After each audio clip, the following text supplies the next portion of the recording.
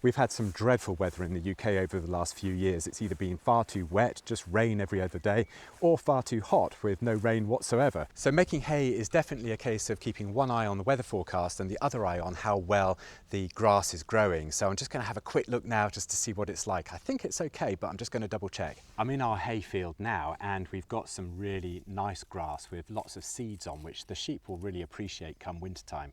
Actually, they won't appreciate it at all, to be honest, but it's good for them.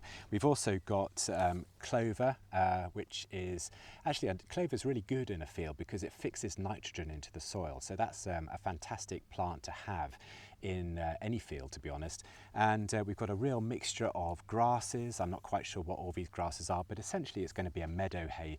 We've got buttercups, celandine, all sorts of different weird and wonderful flowers in here. So yeah, and it's long enough actually in order to get a nice cut. And with our particular baler, which must be about 60 or 70 years old, to be honest, it's a knackered old thing really, but it still works. The thing about our baler is that the bigger the windrows, the better it bales. So I've got to have, you know, a bit of volume in the hay in order for it to work. So I'm quite pleased with how this hay field is looking. So yeah, I think now is a good time to do it, to be honest.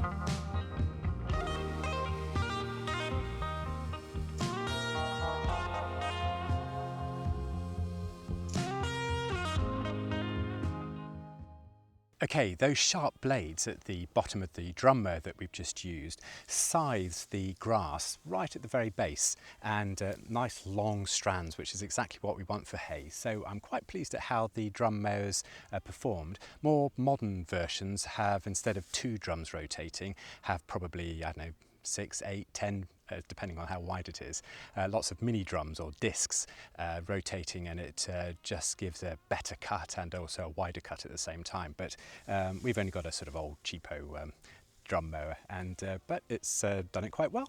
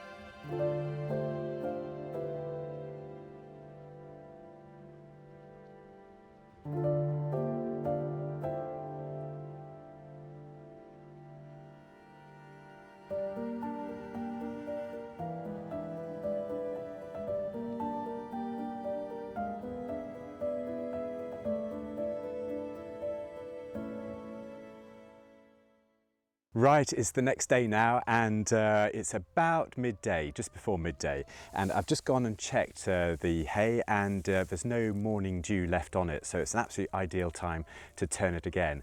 Now, on a separate note, if any of you suffer from hay fever like I do, and this year's been really, really bad, my eyes are just constantly streaming.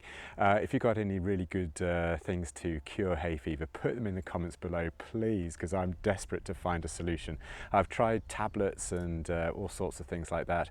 I haven't quite found a solution to it. So yeah, if any of you suffer from hay fever, it's a miserable, miserable time. So put it in the comments, please. Well, some of you may have noticed that the hay that I'm meant to be spreading around the field is in too much of a row. It's too built up. It's not spread over the field as it should be. And the reason being is I've got my tines on my tedder here in the wrong position. There's two settings for them. This one, which I've just changed it to, is for tedding, and this position here is for raking, and I had it in that position before. So I'm going to do the field again, and hopefully you'll definitely see a difference in how far the grass is spread out. Now that will help it dry out over the next day or so. So let's just give that a go. It's always a good sign when you can hear your neighbours also turning hay over, because it means that you've got the timing roundabout right. It's a bit warm in here, but thank goodness we've got a little bit of air conditioning.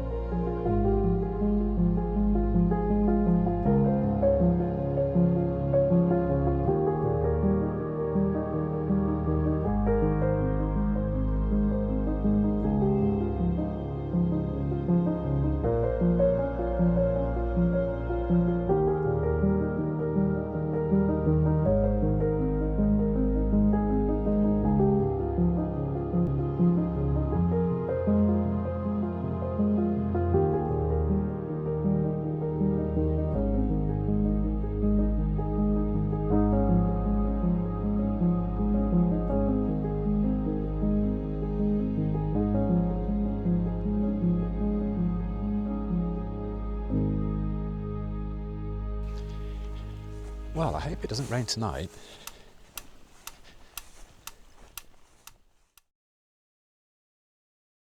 Okay, we've been turning the grass now for another 2 days, and it's actually now really quite dry, certainly ready for baling. And so the first thing we've got to do is we've got to put it into rows, or rake it in other words. But there's one thing I've got to do to the tedder before I can do that, and that's to put these tines back in the position that they were in the beginning. So that's moving it from this position, which it currently is, back into that position.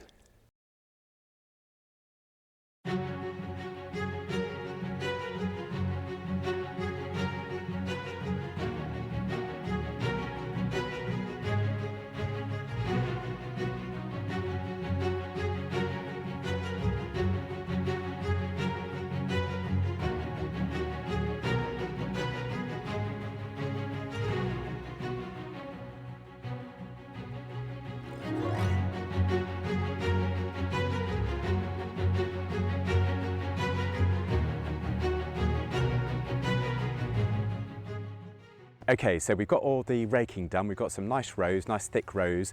We've got to get the baler out now. Now, if this next step doesn't work, then all our hard work over the last 5 or 6 days will have gone to waste. So fingers crossed the baler works, and of course, hay fever starting.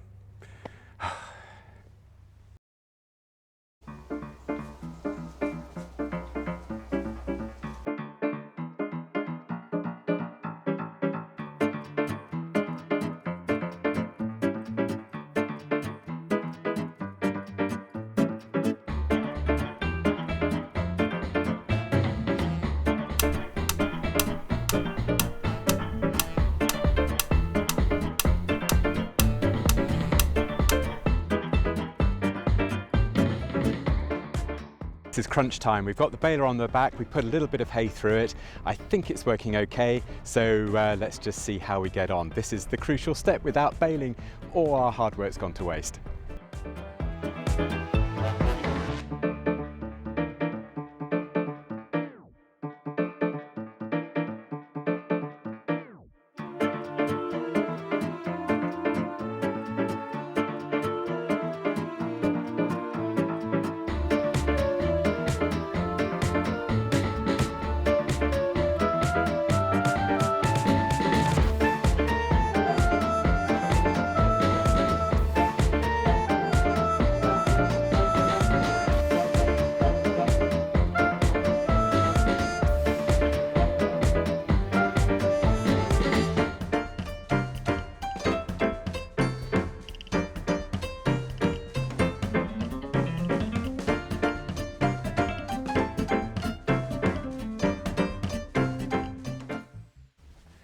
Well, that's a relief. We've got the hay in the barn now, about 105-ish bales altogether, something like that.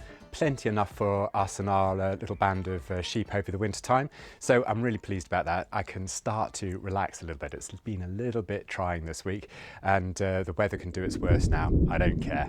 Okay, I hope you've enjoyed the video this time, and until the next one, I'll catch you later. Cheers, bye.